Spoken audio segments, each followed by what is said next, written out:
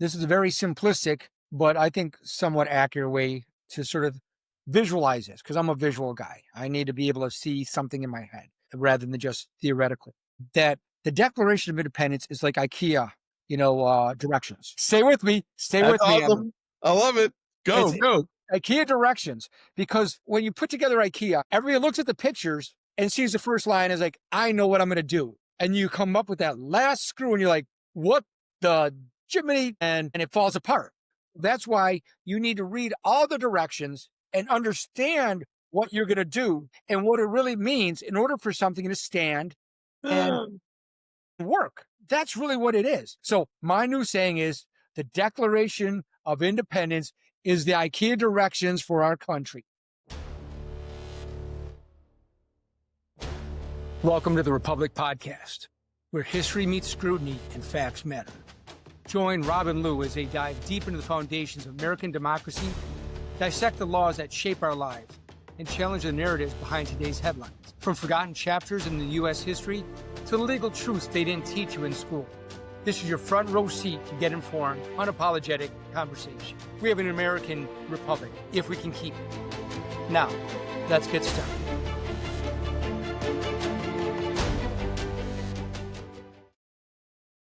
I think, and I think all of you out there will hopefully enjoy this particular comment and appreciate it by saying, we want to be able, as we've always talked about, to get to the nub and really delve into the foundational pieces to tell people why America is great, why the story of America is great. There have not been great things always in America, but the story is great. And the ethos and all of these foundational pieces.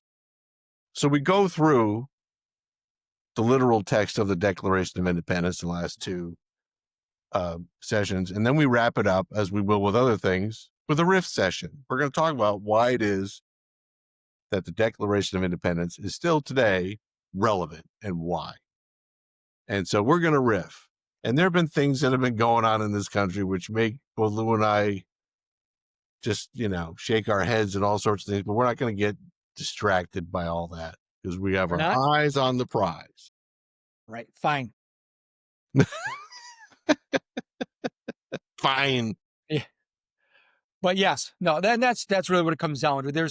Because there's a lot to discuss, and that before this session, Rob and I had a full discussion on a lot of different issues, because there's so much to pack into this. I mean, there's so many different things, especially with a lot of recent events, and even going back over the past decade.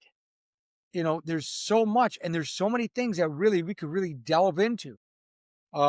Just on talking about the Declaration of Independence and the preamble of the Declaration of Independence and everything.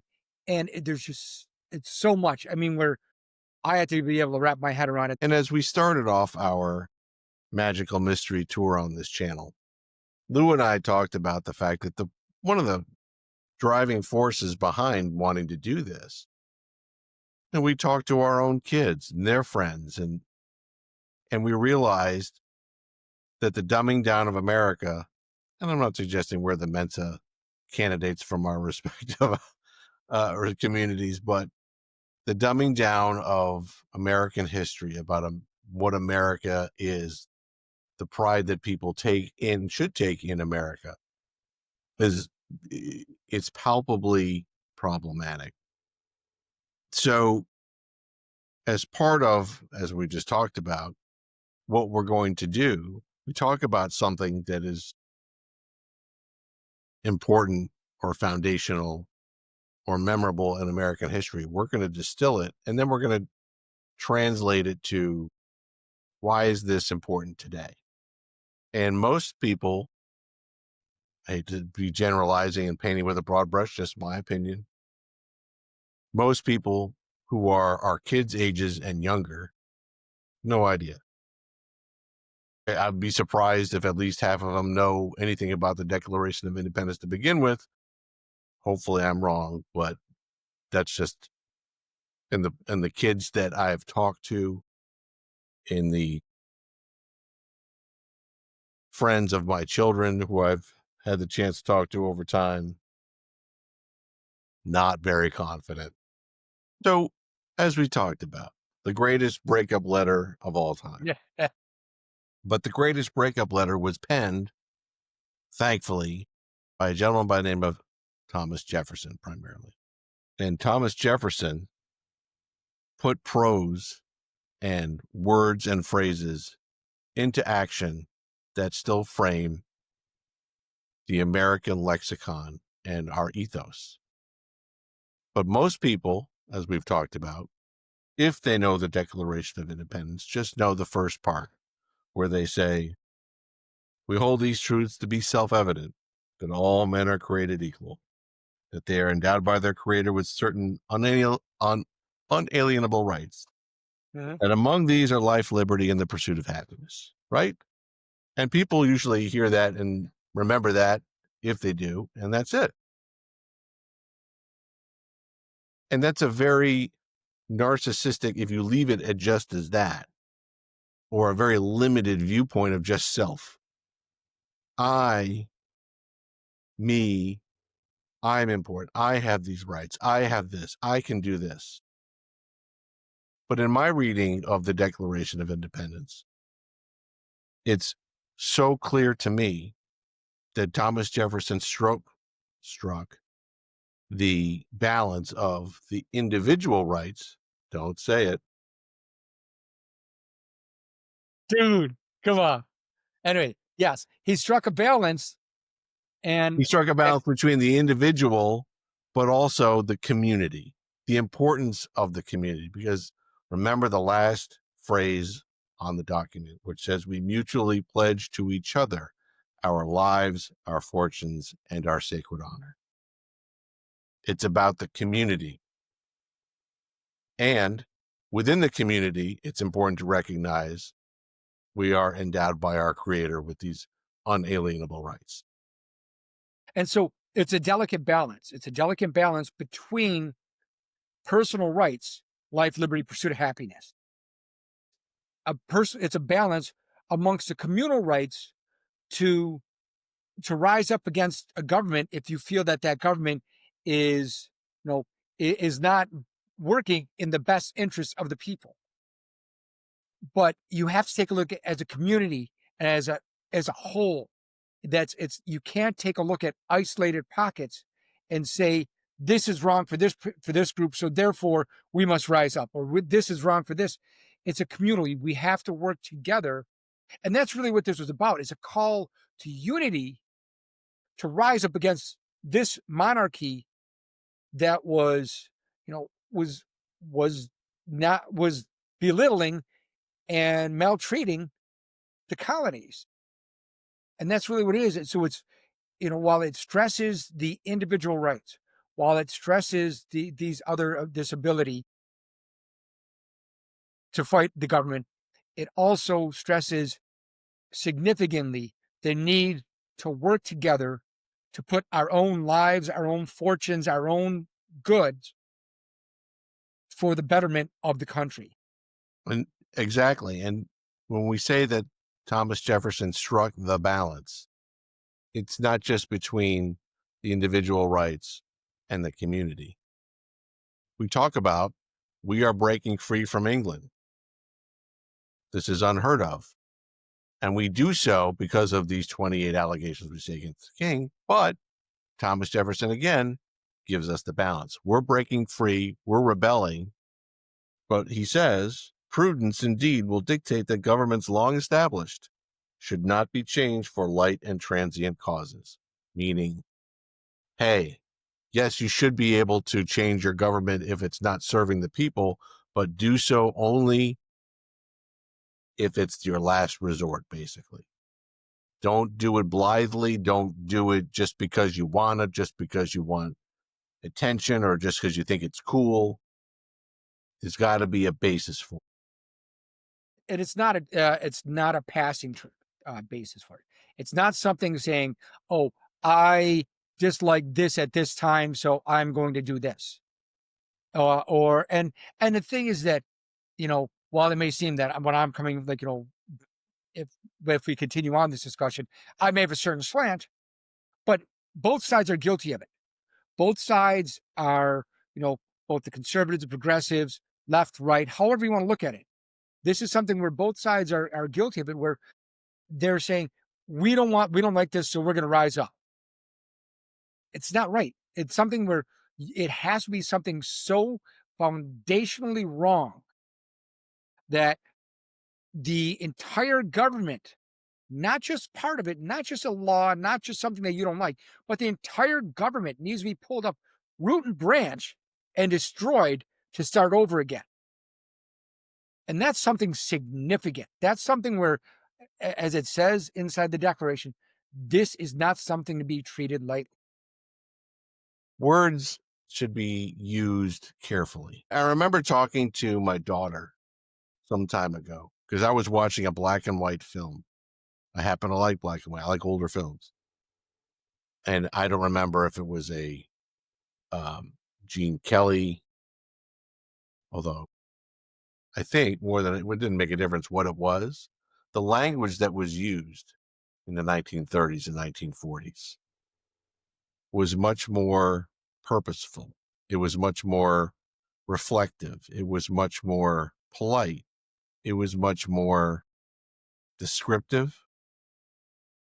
And now, if you go to the movies and you listen to the dialogue, generally speaking, or God forbid you listen to music that is produced today, every other word is a swear. Every other word is something incoherent, and it's very much bombastic, over the top. I'm tying this into what Lou said before. People talk about, if you really believe you need to change your government, root and branch, you pull it up.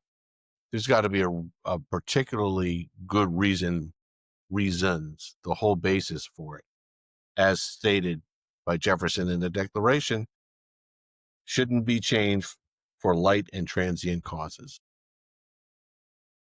All of the stuff that is being thrown about by politicians over the past 20 years and maybe more, but certainly since the advent of social media, is for clickbait. It's for this. It's for attention. It's for sensationalism. But it does damage to our country when we don't step back and say, I may have the right to say all of this stuff, but we're really losing sight of the community. We pledge to each other all of these things. The last line of the Declaration, that not only is something that is lost because it's not even read by so many people, but it is lost even for those who have read it because clickbait these days, and it just becomes washed out, and it needs to be. I mean, yeah, I agree. And I think it's something where that there's so many hot topic issues. And I mean, I don't want to even hot topic incendiary issues that are out there where, as I've said before, when we first had when we did one of our first podcasts, what we've really lost the ability to discuss and talk about issues where we were just talking about, conversations we've had with our friends, intelligent friends, Oh, yeah. People that are incredibly smart and know, know things that we respect. But when you confront them with an issue and you make a point that they don't like, and it comes on on my friends as well, when I've had discussions with them, and it comes back to just, well, you're a this, or this person's a this, or this, and once you personalize an argument, you've lost that argument. And so it's something where, before, a few years ago, I started with it with some of my friends, that going out once a month and having dinner and just a conversation. We'd pick a topic and we would just talk about it. And we would leave all, we would argue certain issues rather than just arguing for the sake of arguing, where it's something that forces you to listen and really consider things. We abortion, transgenderism, the immigration, you name it. I mean, we were throwing grenades left and right, And sometimes it came out well, sometimes it didn't, because you had somebody in there that just didn't want to, they wanted to argue their point instead of listening. And that's really what we've lost here. And that sort of ties in. Again, I'm circling it back. I'm bringing it back in. Is that's what brings it back to, it's got to be something significant. Right now we're going through really tumultuous times. I mean, with riots where they're burning cities again, that, we see Los Angeles on fire. Years ago, we saw Minneapolis on fire. We saw all these different, things. And it's a lot of it came down to where people just wanted to be right. They didn't want to listen and discuss. And that's really what this is about. No, all of this, and for everyone who's out there listening, and we appreciate you climbing aboard the train and just pulling up a seat. I think that there's a commonality that Lou and I have, and we don't agree on everything that goes on. And, that would be kind of boring if everyone agreed on every little thing. It's fine. But we've also recognized, and which is why we appreciate these founding documents, we appreciate our history, and to start with the Declaration, to say we have these individual rights, right? Life, liberty, and the pursuit of happiness. That's great. You have the opportunity to do that here in this country, unlike anywhere else in the world, right? But so many people take it to an extreme that, well, I have the right to say this, so I must be correct, or I will not tolerate that. I will not. And again, I keep coming back to it because it is so central, in my view, to the Declaration, that it's the individual rights within the community, with everyone supposed to be uniting. Everyone's supposed to be part of the effort to row the boat in the same direction. Right. I mean, and that the whole thing is, where it's a matter of, we are a country of laws. Their laws are there for a reason. If we went from the Declaration of Independence, we'll be covering the Constitution at some point. The Constitution basically is a clarification and a codification of the intent of the Declaration of Independence: life, liberty, pursuit of happiness. It enumerates what those in the Bill of Rights, as it says, what the unalienable rights are, and what it is that really come down to the core rights that the government can never pass, that can never They cross. can't take them away. They can't Yes. deprive you of that. Thank you again. But and so what it is that we have to follow these laws. And if the first thing that you have to do is that if you don't like how something is going, change the law. That's what we have elected officials for. That's what we have a process. It doesn't mean take it in your own hands. And that's really what happened with the leading up to the Declaration of Independence. We petitioned the UK, change this. We petitioned the king. We want this. We want to, hey, dude, we really want to be with you. We like our arrangements here, but these are some things we're asking for. And it was only after everything was said no that we had no other choice. And so that's really what it comes down to. That's a long way of tying this whole thing in. At the end of the day, this greatest breakup letter of all time is still the seminal foundation for what it means to be an American, in my particular. It gave the fundamental principles that define us, unlike any other place on earth. We recognize that all men are created equal. And there will be conversations that we have on this channel for a long time about how we have always, from the beginning, fallen short of that, but it's always been aspirational to make sure we get there. The fact that we had those aspirations and someone had the stones, or the people had the stones to put it on parchment and say, this is what we believe in. Unheard of before then. There was the Magna Carta, which was Ahead of its time. Absolutely. And there were writings from John Locke, etc. But for the Declaration of Independence, to say it as broadly and as articulately as it did,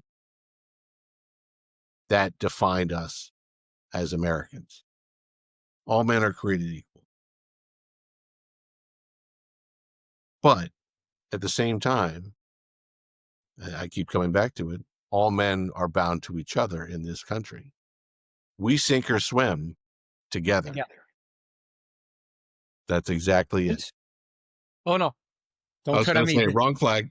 Wrong flag. Win or die. I should have put that one. Should have put that one up. That was good. And No, woo!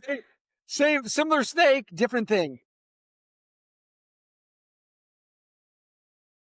And for these kind of sessions, when we have our riff sessions, we really look forward to reading the comments. So please, down below, chime in. We want this to be an interactive session. Lou and I will sit here with whatever we brought to drink on certain nights and start talking about these things, and we'll keep talking about it. And whether you agree with what we have to say, if you want to add with what we say, you want to say, I never thought about, whatever it might be, please comment. But at the end of the day, everyone, no matter what the text is, it could be a sonnet from Shakespeare. It could be, a blueprint spec about how do you make the best vacuum tubes from like 1920 in RCA, or it could be the Declaration of Independence. People will read whatever a document is and have different interpretations from time to time. There's a basic understanding and overlap, but I really do believe that so many people forget that this is a balanced document that talks about, yes, here's this, but we also have to remember this. We have this, but we have to remember this. It is a balanced document that speaks to not just unbridled rights where you can go do whatever you want, or, whenever there's a time you just feel the whim to try to overthrow your government, go ahead and do it. No. We talk about the rights, but we also talk about the community. We talk about when in the course of events, if there are governments that really impinge upon the rights, and after all these attempts to try to redress it, you do have the right to seek a different and install a different government, but that shouldn't be done on a whim. Everything in this document is about balance. And when you talk about where we are today in this country, I think that balance is somewhat forgotten. I mean, this is a very simplistic, but I think somewhat accurate way to sort of visualize this, because I'm a visual guy. I need to be able to see something in my head rather than just theoretical. That the Declaration of Independence is like IKEA, directions. Stay with me. Stay with me. Awesome. I love it. Go. It's IKEA directions, because when you put together IKEA, everybody looks at the pictures and sees the first line is like, I know what I'm going to do. And you come up with that last screw and you're like, what the Jiminy? And it falls apart. That's why you need to read all the directions and understand what you're going to do and what it really means in order for something to stand and work. That's really what it is. So my new saying is the Declaration of Independence is the IKEA directions for our country. I'm copyrighting that right now. That's fantastic. I mean, I don't know. It just came to me. That's one good thing about Horse Soldier. I love it. I love it. Because, you can go off, you could sort of see something, you could read some of the directions and follow what it says, but without knowing everything and without understanding why you have to put screw A into hole D, that the whole thing's going to fall apart. That's my nugget for tonight. And as you can see, these riff sessions, they are, we're not scripted. Yeah, this is stream of consciousness for us, and it's something that we really enjoy. We hope that you enjoy with us. I know sometimes it may be a little tortuous, and you'd be like, what in the hell are they trying to say? But that's really what it is. It's for us to talk about this and sort of bring up stuff for all of you to think of and be like, Oh, I never IKEA. Holy shit, that's great. Or really focus in on what the bottom line is. We are all in this together. Sink or swim, we have to be together and do this. And as Rob said, these are the sessions that we really want to get your input on it. Give us your comments. Lou, what the hell was that? Or Rob, that was a great point. What is it that you want? Like, what do you think of this? And we'll get back to you, or we'll have another session, that we're going to try and do, as we get this up and running. It's all of you that make this possible and make these discussions fun.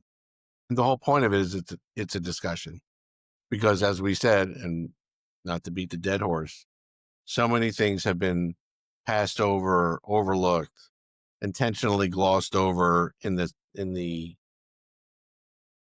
excuse of or intentional abuse of time, where, as I use the example of my son, hey, what'd you do in history today? Oh, we wrapped up World War II. Wait a minute, you just started that yesterday. Yeah, we're done.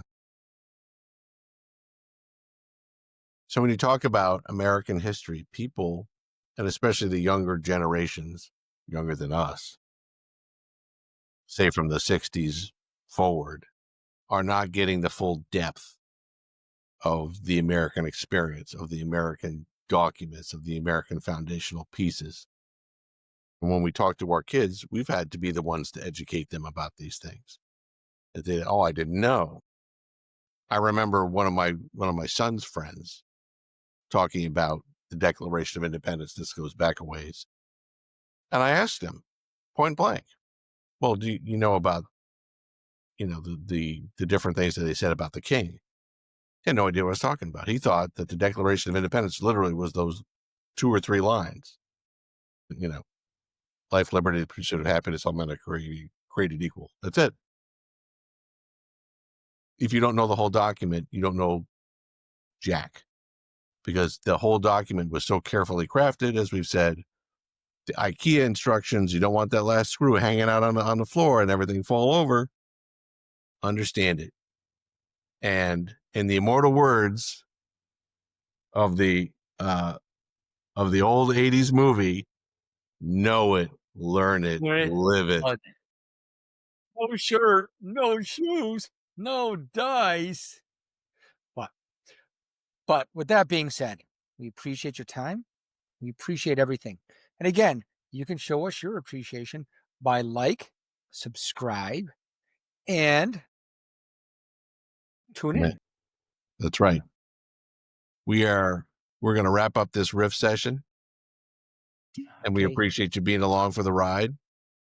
The next foundational piece we're going to tackle, we're going to head into the Constitution.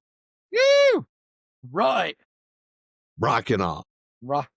Dude, rock on. Woo! Wait. Shut up and sit down. Thanks for listening to The Republic, If You Can Keep It podcast. Join Rob and Lou in our next episode as we continue our riveting discussions on the most important topics affecting our great republic. Drop a line for topics you want to discuss, and don't forget to like, subscribe, and share. Until next time.